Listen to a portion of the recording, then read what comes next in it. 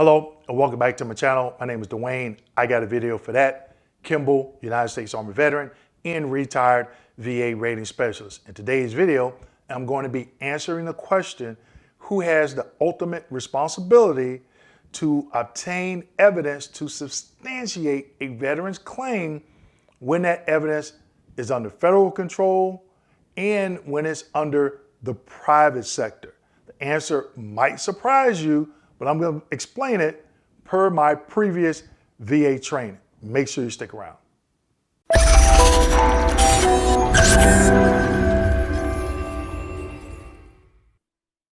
So before we get into today's video, we still have seats available for my upcoming webinar on August 13th and 14th, Win Your VA Claim.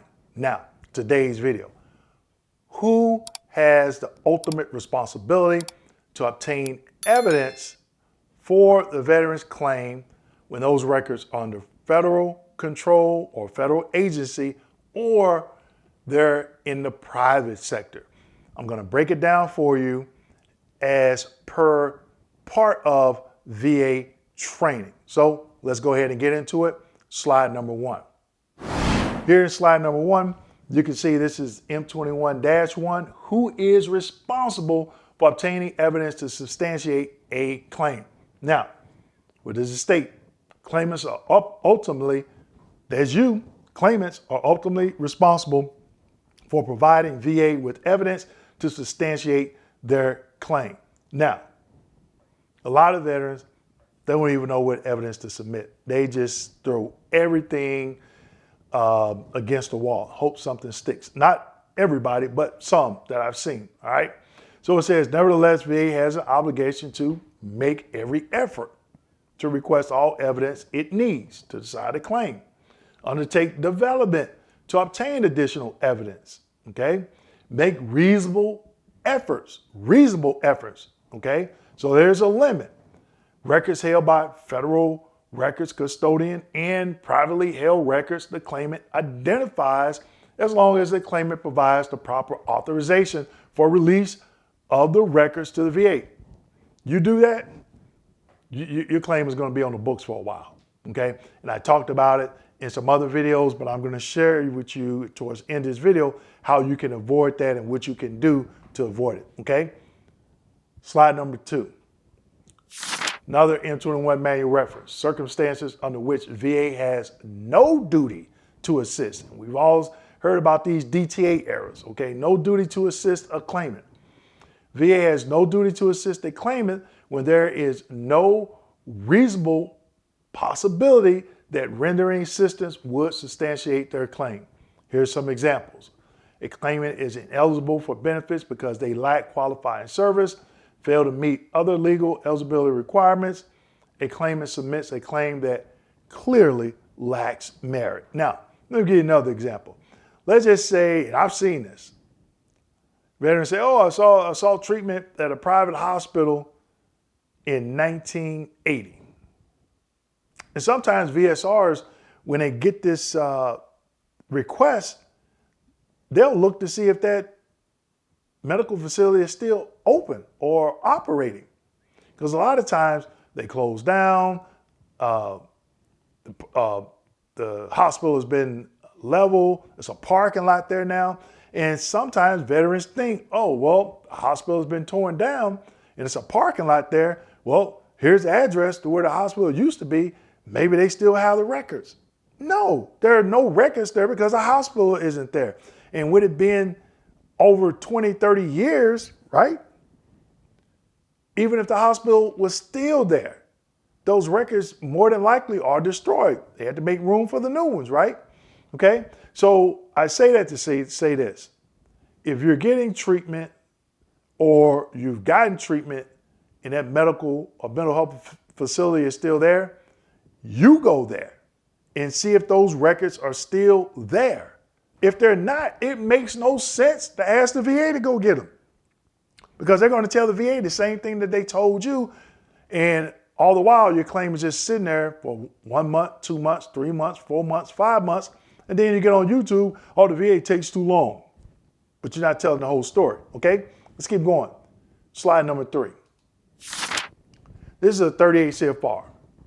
Department of Veterans Affairs assistance in developing claims, obtaining records not in custody of a federal department or agency. Now, this 38 CFR was really long, so I just copied some parts of it to share with you, okay?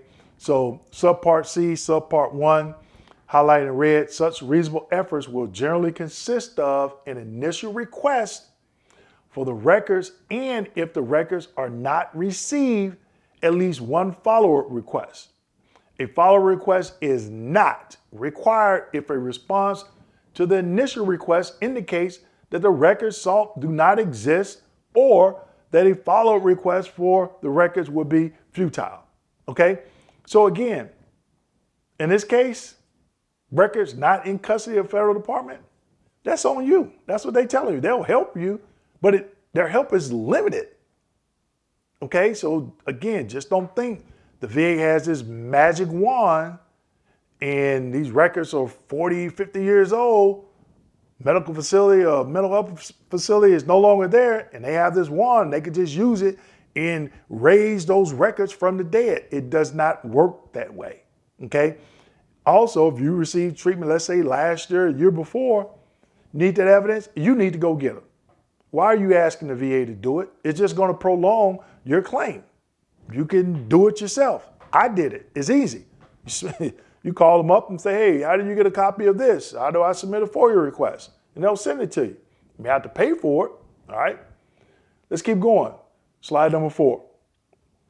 This is the same the same 38 CFR, but it's another subpart of obtaining records not in custody of federal department or agency.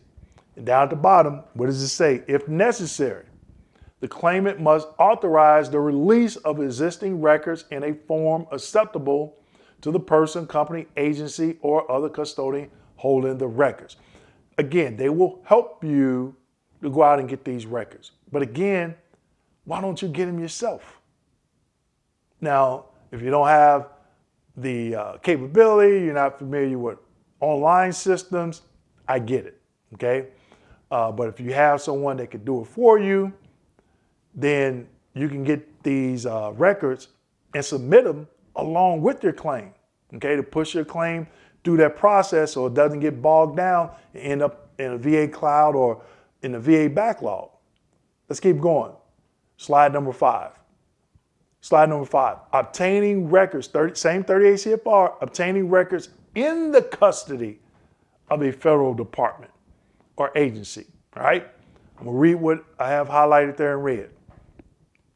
VA will end its efforts to obtain records from a federal department or agency only if VA concludes that the records sought do not exist or that further efforts to obtain those records would be futile. Cases in which VA may conclude that no further efforts are required include those in which the federal department or agency advises VA that the requested records do not exist or the custodian does not have them. So for example, let's just say when you get discharged from the military, and when you were in the military, you went to the hospital to get some treatment a couple of times. And those hospital records didn't make it to your unit. And so when you were discharged, your unit sent the medical records that they had, but it didn't include the medical records. So you're, hey, VA, go get records from this military hospital, da, da, da. Okay, they may reach out. But what if the hospital says, we don't have those records? Are you expecting the VA to continue to develop and get those records? Once the VA gets that nod, hey, we don't have it, we don't have it, we look, we don't have it. Guess what the VA is going to do? They're going to send you a letter and tell you this is what we did. They don't have them. So again, the VA does not have a magic wand. All right. So I tell veterans, when you go and get treatment, you need to get a copy of that treatment the same day when you leave or the next day. If you're on active duty and you're 10 years in and you know you're going to retire, before you PCS, get all military, medical, and personnel records. Okay. Now, Let's keep going. Last slide. Now, this last slide here, you've probably seen it in some of my other videos. And this is box 17 on the 526 EZ. All right. Box 17, part A, enter the disability treated and name location of the treatment facility. Now I put NA in there. And the reason why I put NA in there, because you've heard me say it through this video, you need to go get those records yourself. Why are you asking the VA to do it? Because the VA do it, now they got to send you that medical release form. You got to sign it. You got to send it back. Then the VA has to send it to that particular medical or mental health facility and wait on a response. When you can go and get those records yourself. When I did my first claim, I filled that box out. VSR called me from the Atlanta regional office and said, hey, Mr. Gimbel, you put 4 doctors down here. Now I can go out and do this development, but it's going to prolong your claim. Can you go get those records yourself? Hey, not a problem. As soon as I got home, I looked up, got on Google, I looked up those medical facilities. I started calling. How do I get these records? How do I get them? In a matter of, I want to say about a month, it took me about 3-4 weeks. I had all those records in hand. I went through them and I submitted them to the VA. Okay, simple as that. And back then it wasn't an intent to file. You just filed a claim and went through the process. Now you can do an intent to file, take that month to get those records or 2 months or whatever, submit it with your claim, because if you get service connected, now they have to backdate you, okay? So if you put information in that box, expect your claim is going to take longer than someone else that decided to go out and do the legwork and get their own records. Okay, so that was just a part when it comes to developing to get evidence that's within federal control and private control. At the end of the day, it's up to the veteran. Now, for the federal agencies, it may be a little bit harder, but hey, nothing in life is easy, especially this VA claims process, this part of it anyway.